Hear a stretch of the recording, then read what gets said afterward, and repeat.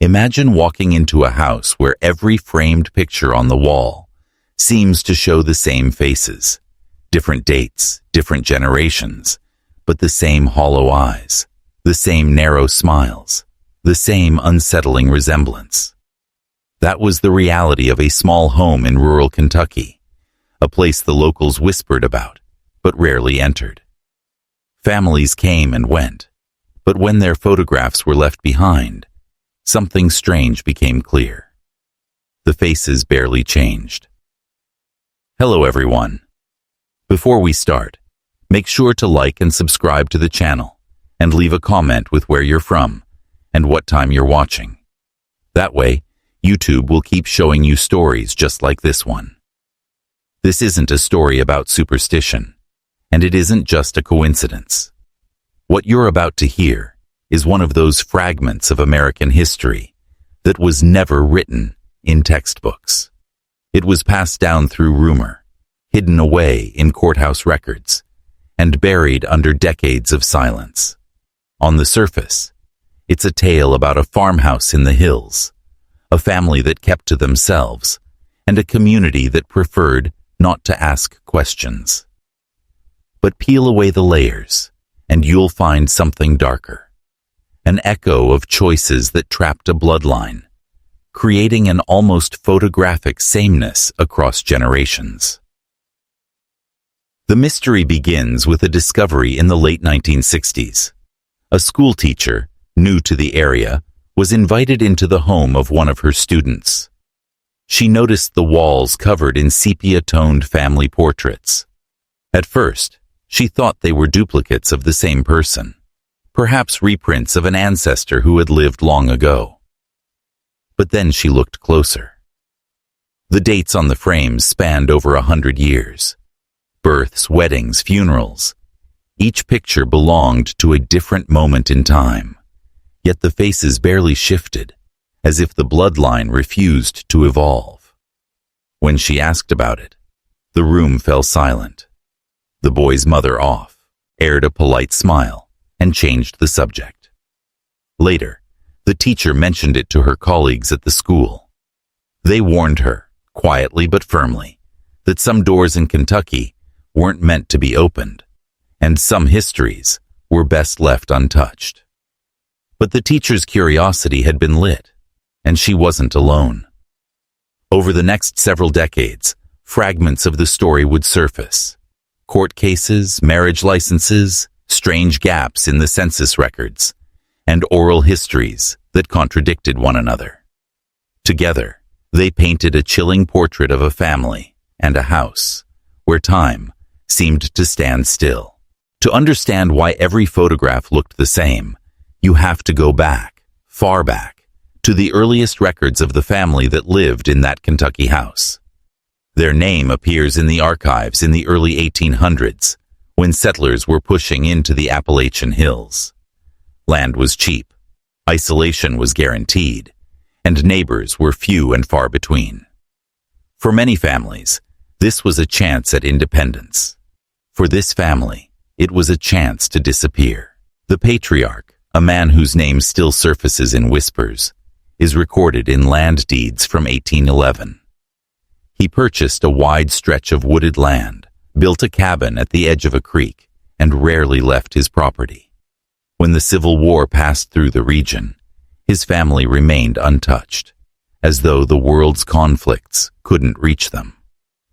That remoteness became their shield, and eventually, their prison. By the 1870s, census records already showed something unusual. The family's surnames didn't change much. Generations carried nearly identical names: John, Samuel, Mary, Elizabeth, repeated with uncanny consistency.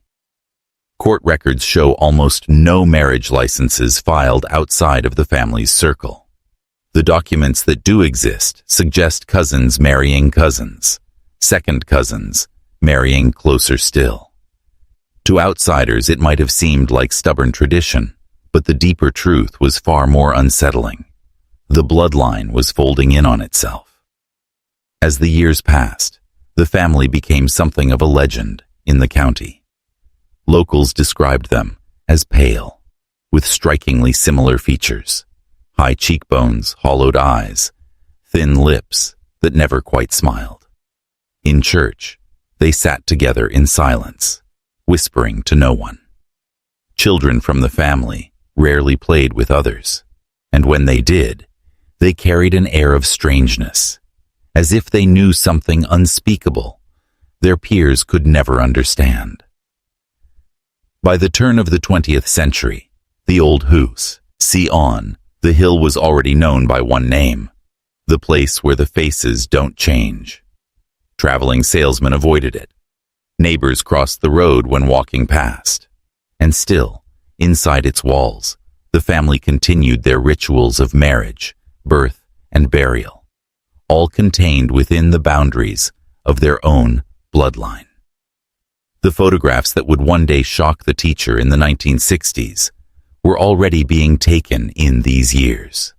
Faded daguerreotypes and stiffly posed portraits, kept safe in wooden frames, each showing a face that looked hauntingly familiar to the last. It was as if one soul had been stretched across 100 lives, living on through repetition, never escaping, never changing. The photographs alone might have been strange enough, but the house itself carried an atmosphere that outsiders never forgot. Visitors described a silence inside its walls that felt heavier than ordinary quiet, a stillness that pressed down on the skin like humidity in July. And when you walked the halls, the eyes of those portraits seemed to follow. They weren't simply family mementos. They were guardians of a lineage, watching over anyone who dared step inside. The first written account of something unusual inside the house comes from the 1890s. A traveling preacher, invited to bless the home after a death in the family, later recorded in his journal that he had never felt so unsettled in a dwelling. He wrote of the echo of footsteps in rooms that were empty, and claimed that when he looked at one portrait on the wall, he swore the eyes blinked. The entry ends abruptly with one final line: "This is a house that remembers." By the 1920s, whispers began spreading of children who claimed to hear voices in the walls. They told stories of footsteps at night, of their own names being called in the dark, even when every member of the family was asleep. One account, preserved in a letter written by a neighboring farmer's wife, described how one of the daughters refused to enter the parlor because she said the faces on the walls spoke to her. That letter was quietly tucked away in a family Bible, never meant for strangers to see. And yet, despite these stories, the family did not abandon the house. They stayed, generation after generation, as if bound to it by an invisible chain. Some neighbors began to say the family had merged with the house itself, that their sameness, their repetition, was a curse that tied them to those walls.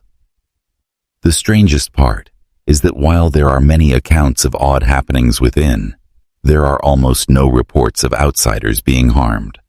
It was as if the house saved its peculiarities for its own bloodline, protecting strangers but imprisoning family. To outsiders, it was creepy but passive. To those inside, it was home, and home had its own rules. By the time the teacher entered in the 1960s, these disturbances were already part of the household's legacy. To her, the air felt heavy. To them, it was simply life. They didn't see their house as haunted. They saw it as theirs. When the schoolteacher first stepped into the Kentucky house in the late 1960s, she thought she was simply making a home visit, the kind educators often do in rural areas. But she walked into something far stranger than poverty or neglect. She walked into a family that seemed frozen in time. The walls struck her first. Dozens of framed photographs, some sepia, some newer black and white prints, lined every room. She studied them closely, expecting to see grandparents, parents, and children, each bearing the natural differences of generations. Instead, she saw repetition. Eyes that mirrored one another. Mouths formed in the same rigid half-smile.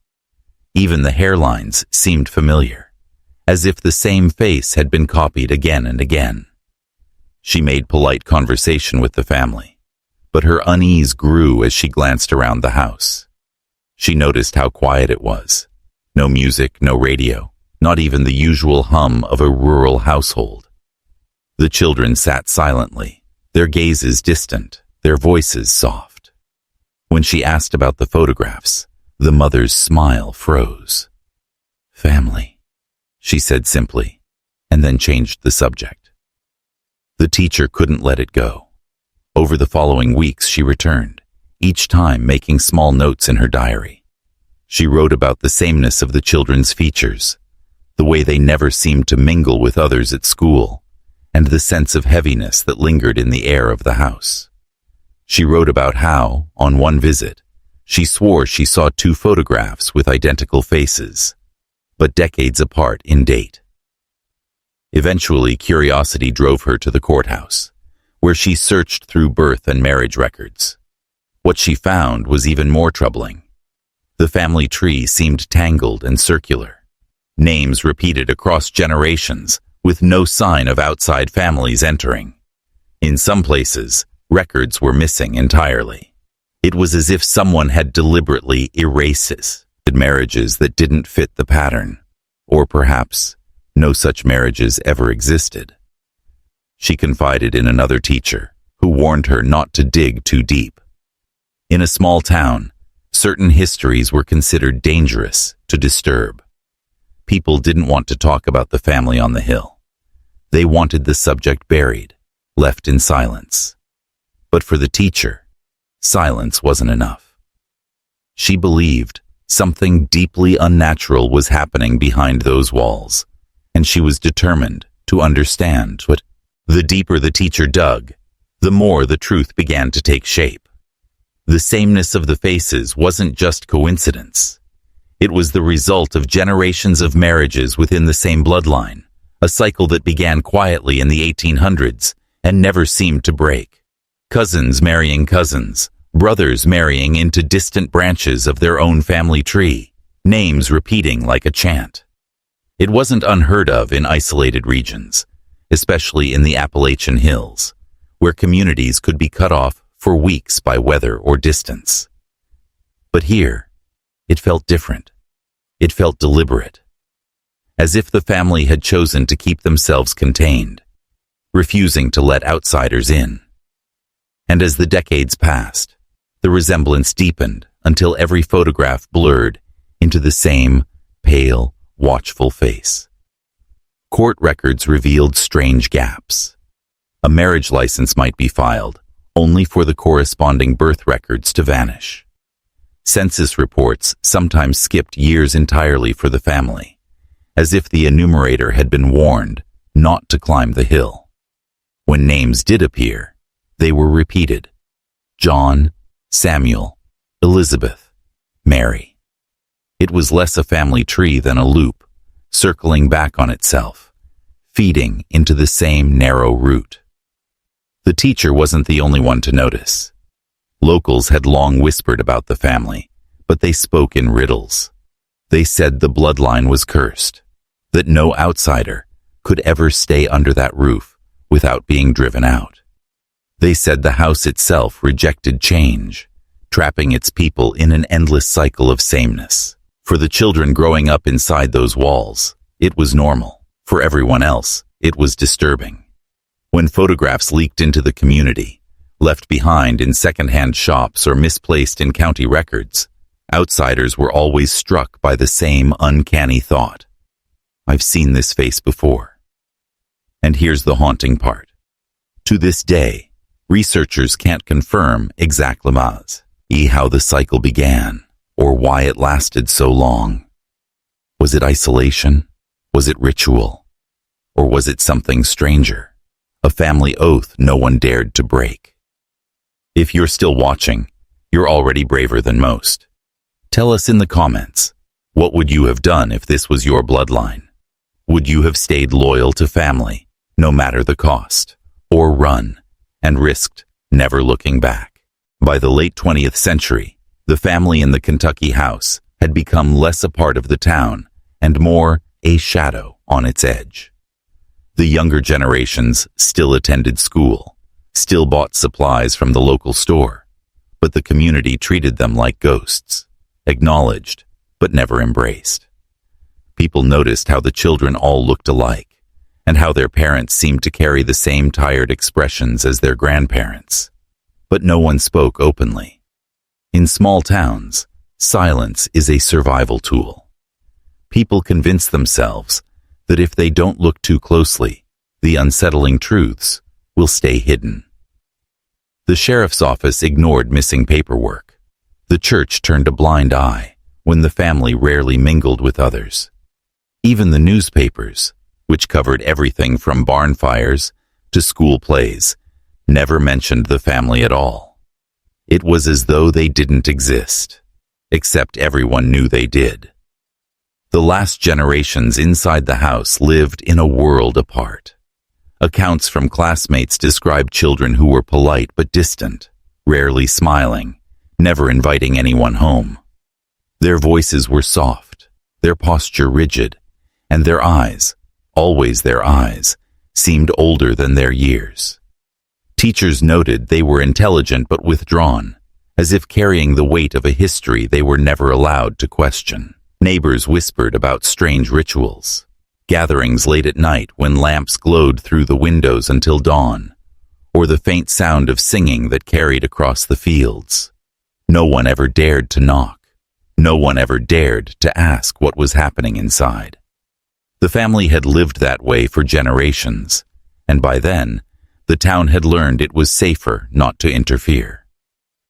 By the 1980s, the family line had thinned. Fewer children were born. Fewer members remained in the house. Some say they moved away quietly, slipping into anonymity in larger cities. Others insist, I never left. That the house grew silent, not because it was empty, but because its walls swallowed its last inhabitants whole. To this day, locals still avoid the hill where the farmhouse once stood. Some claim the building collapsed under its own decay. Others swear it still stands, hidden by the trees, waiting. Waiting with its walls covered in faces, each one the same, each one watching. What lingers today is not the family itself, but the weight of their silence. The Kentucky house where every family photo looked the same has become a ghost story without a clear ending. Some believe the last of the bloodline faded into the hills, their faces scattered among distant towns where no one would recognize them. Others whisper that the house still stands, hidden and rotting, its walls still lined with the photographs that once unnerved an unsuspecting schoolteacher. Those who have searched for the property describe something strange: land deeds that seem to vanish, maps that don't align, and directions that lead only to overgrown paths swallowed by the woods. It is as if the house does not want to be found, as if it prefers to remain hidden, its story half-remembered, its family erased from public record. But the photographs remain. Every few years, one surfaces in an antique store or a forgotten trunk in an attic, always the same pale faces staring out of the frame. They are timeless, unblinking, eerily familiar. Collectors who stumble across them often report the same feeling, that the eyes follow them, that the photograph carries with it not just an image, but the weight of the entire house. And perhaps that is the true legacy of the family, not their names, which were repeated until they lost meaning, not their land, which was reclaimed by trees and silence, but their faces, faces that refused to change, faces that became a mirror of the past itself. Maybe that's why the story still unsettles anyone who hears it, because it forces us to ask, what is a family without change? What happens when blood is folded back on itself, over and over, until identity disappears. The Kentucky house offers no answers, only echoes. Today, when locals are asked about it, they still turn away. They speak in half sentences, or not at all. They warn strangers to let the pusa Tory lie, to stop asking questions. And yet, here we are, staring into a silence that stretches across generations. Some doors in America were never meant to be opened. Some stories were never meant to be told. But once you've seen those faces, those identical faces staring back at you, it becomes impossible to look away.